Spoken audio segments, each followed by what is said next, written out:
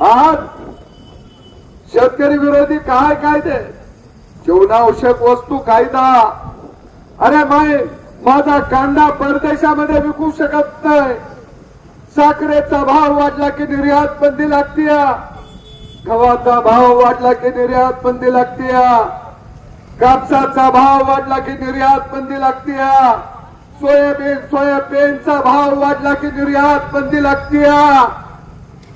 निर्यात बंदी लावू नका, हा कायदा काढून टाका, अत्यावश्यक कायदा जाळून टाका आणि माझ्या शेतकऱ्याला मुक्त करा.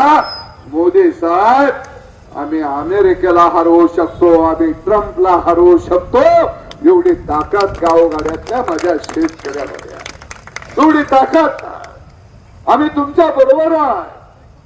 परंतु परदेशामधून पाम तेल आणू नका आणि इतर तेल बिया उत्पादकांचा भाव वाढू नका. आमची करडी असेल, आमचा भुईमुंग असेल, आमचं तीळ असेल, आमचं सूर्यफूल असेल, आमचा भुईमुंग असेल, आमचं सोयाबीन असेल, याचं तेल खाऊया. लोकांना सांगा, 4 चमचे जर भाजीला तेल वापरत असाल तर 1 चमचा तेल वापरा, पण या देशातल्या शेतकऱ्याला जगू द्या. तो तुम्हाला खाऊ घालेल, पिऊ घालेल.